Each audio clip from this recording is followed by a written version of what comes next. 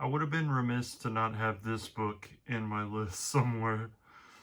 This is one of my absolute all-time favorites. I've been reading this since middle school at least, and watching the movies over and over again. My favorite one is the Hallmark version that came out in like 2001, I want to say, on NBC. It was a miniseries um, with Martin Short as the Mad Hatter, which is the best version of the Mad Hatter to me. And the Cheshire Cat is also one of my favorite characters just because he's such an enigma and you don't know what his motives are. Like he's constantly saying, nonsense. Well, most of them spout off nonsense. That's the point of this book. Like it's that you can take anything, you can take a whole bunch of different things and cobble them all together and make a good story out of it. And it doesn't even have to make sense. It'll still be entertaining. I think that's the point of this book.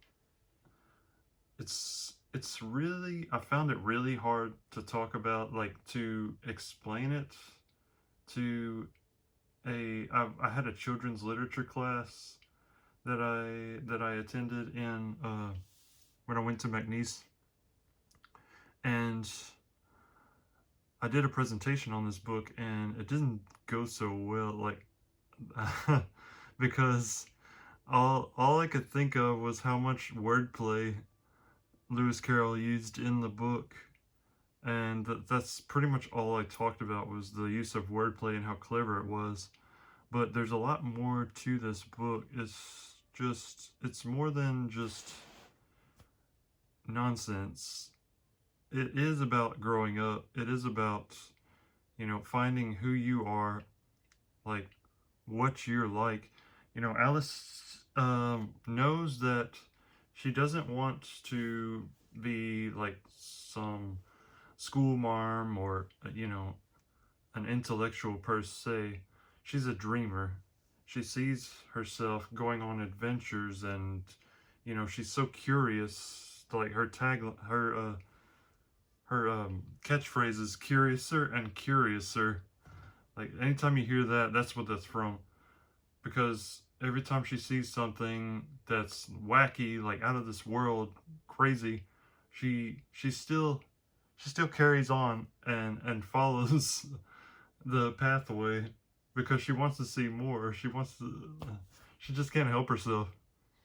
And then when she's eating like the mushrooms and drinking the juice that says drink me or eat me,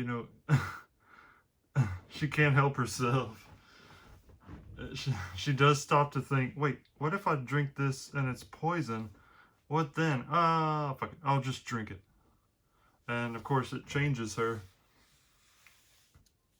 And she either grows really tall or grows really small, shrinks down. Now, there's a whole debate about what that means, and I don't really want to go into that because it gets kind of sexual. But I don't think that's what Lewis Carroll was going for. Sometimes authors put things in their books and they don't mean anything, but people just read into them too much. That happens a lot. Like, yes, people will go up to authors and ask them, like, did this mean this? And they're like, no. How did you even come to that conclusion half the time? But anyways, I've just always been entertained by this. Every iteration I'm there, like, from right away. Like the Disney one, the last one that came out, the last two that came out were okay to me. I just didn't understand why they wanted to make a sequel out of it. Just adapt it again, because this story can be told over and over and over again, and it never gets old. Not to me. Like the Disney animated version is another one that I just put on repeat. But yeah, if you ever get a chance to pick this up, it's usually called Alice in Wonderland, but it's really two books in one. Alice's Adventures in Wonderland and Through the Looking Glass, which is the sequel, where she goes back through a mirror. Like the first time she falls through the rabbit hole, which is an expression nowadays. Like you fall down a rabbit hole, you're going through some crazy path that you didn't expect.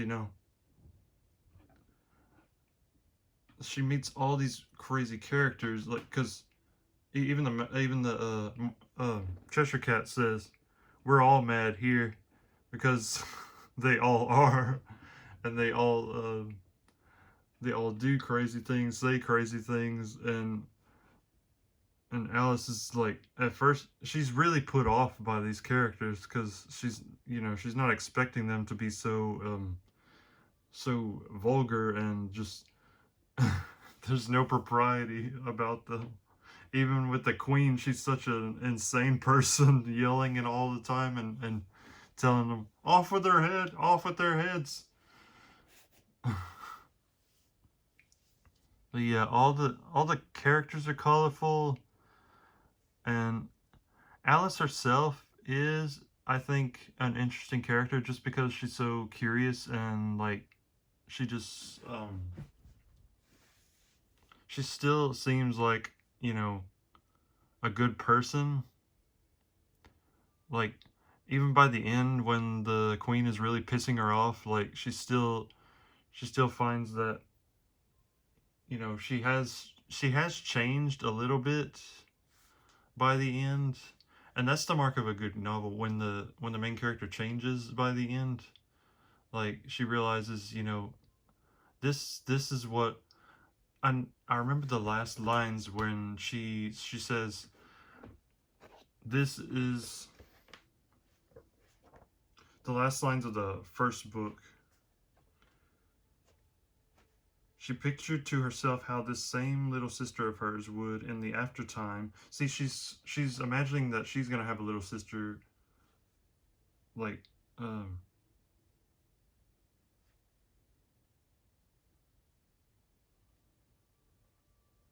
she's imagining herself as a grown woman, and through her riper years, the simple and loving heart of her childhood.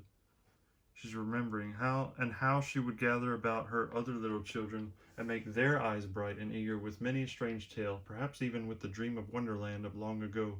So she'll pass on the story to other generations, how she would feel with all their simple sorrows and find a pleasure in all their simple joys, remembering her own child life and the happy summer days.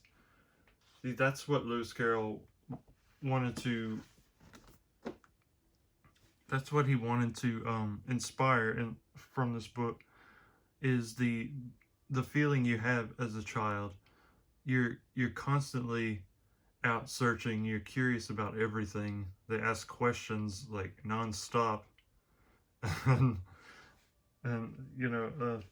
to grow up is to kind of lose that. You get set in your ways and you don't even question things anymore. A lot of times, it's just like this is how things are. This is the world. This is life. And I think this always takes me back to my childhood.